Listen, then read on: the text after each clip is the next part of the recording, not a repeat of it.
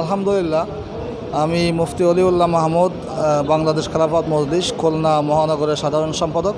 আজকে আমাদের এখানে মূলত এজেন্ডা ছিল বাংলাদেশ খেলাফত মজলিস বটিয়াঘাটা থানা আহ্বায়ক কমিটি গঠন করা, সাথে সাথে খেলাফত যুব মজলিস এবং ছাত্র মজলিসের কাজকে কীভাবে বেগবান করা যায় এ ব্যাপারে পরামর্শ করা।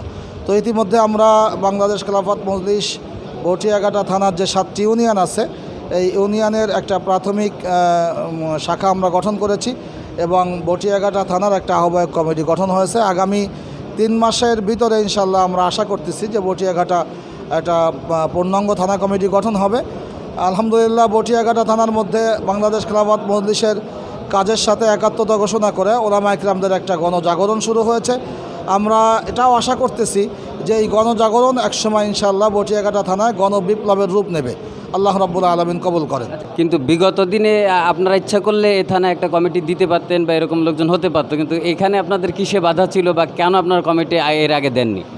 এভাবে আসলে বিগত দিনেও বটিয়াঘাটা থানাতে কমিটি ছিল, কিন্তু পূর্ণাঙ্গ কমিটি ছিল না। প্রথম দিকে আমরা বটিয়াঘাটা থানার এটা হলো পূর্ব বটিয়াঘাটা বলা যায়, অর্থাৎ যে 3টা ইউনিয়ন ছিল আমিরপুর, ভান্ডারকোট এবং বালিয়াডাঙ্গা, এই 3 ইউনিয়নে আমাদের কাজ ছিল। বাকি এপারের পশ্চিম বটিয়াঘাটার যে 4টা ইউনিয়ন বটিয়াঘাটা, জলমা এবং গঙ্গারামপুর আর সুরখালী, এই 4টা ইউনিয়নে কাজটা পরিপূর্ণ ছিল না। আর কাজ করার ক্ষেত্রে বাধা তো কিছু ছিলই, যেহেতু রাষ্ট্রীয় কিছু জটিলতা আমাদের ছিল ইতিপূর্বে। এই জটিলতার কারণে আমরা পূর্ণাঙ্গ কমিটি করতে পারিনি। আলহামদুলিল্লাহ, 5ই আগস্টের পরে রাষ্ট্রীয় যে জটিলতা ছিল, এই জটিলতার থেকে আল্লাহ রাব্বুল আলামিন আমাদেরকে আমাদের ছাত্র ভাইদের ওসিলায় আল্লাহ মুক্তি দিয়েছেন। এজন্য আমরা ছাত্র ভাইদেরকে মোবারকবাদ জানাই এবং তাদের যারা দুনিয়া থেকে চলে গেছে তাদেরকে আল্লাহ পাক রব্বুল আলামিন জান্নাত নসিব করেন, এজন্য তাদের জন্য মাগফিরাত কামনা করি। যারা আহত আছেন তাদেরকে আল্লাহ সুস্থতার নিয়ামত নসিব করেন এবং যাতে সামনে আমরা কাজটা আরও ভালোভাবে করতে পারি সেজন্য আমরা তাদের কাছে সহযোগিতা চাই। এই কিছু জটিলতার কারণে আমরা পূর্ণাঙ্গ কমিটি করতে পারি। আপনাকে অসংখ্য ধন্যবাদ। আপনারা দীর্ঘ প্রায় 16-17 বছর আপনারা খুব ভালো কাজ করতে পারেননি, তো এখন যে কাজ করার পরিবেশ হয়েছে এটার অনুভূতি আপনার কেমন লাগছে এবং আপনি এই দলের কোন পর্যায়ে রয়েছেন একটু আপনার পরিচয় দিবেন? আমি শরীফ সাইদুর রহমান, গণমানুষের সংগঠন বাংলাদেশ খেলাফত মজলিস, এই সংগঠনের খুলনা মহানগরী শাখার সভাপতি।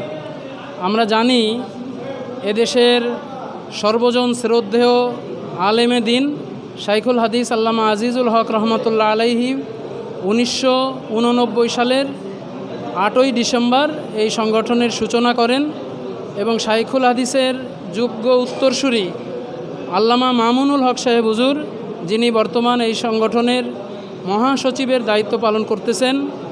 আমরা দীর্ঘ এই 16-17টি বছর সংগঠন করেছি, কিন্তু বিভিন্ন জায়গায় বিভিন্নভাবে বাধার সম্মুখীন হয়েছি। এখন মানুষের গণমানুষের সংগঠনের প্রতি গণজোয়ার শুরু হয়েছে।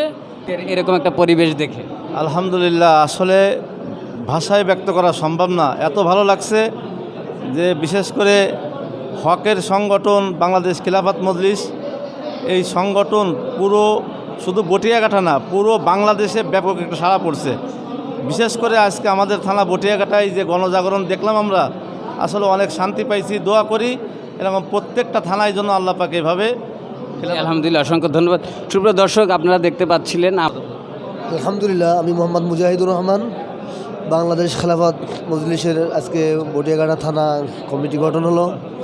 আমরা অনেক আনন্দিত আলহামদুলিল্লাহ, এবং আমাদের প্রাণের সংগঠন, প্রাণপ্রিয় কাফেলা আমাদের বাংলাদেশ খেলাফত মজলিস। আলহামদুলিল্লাহ, আমরা অনেক খুশি আমাদের এই বটিয়াঘাটায় আজকে কমিটি হলো। আমরা অনেক ধন্যবাদ, আর মনের ভিতর অনেক কষ্ট আবেগ ছিল, সে আবেগগুলো বেরিয়ে দিলাম।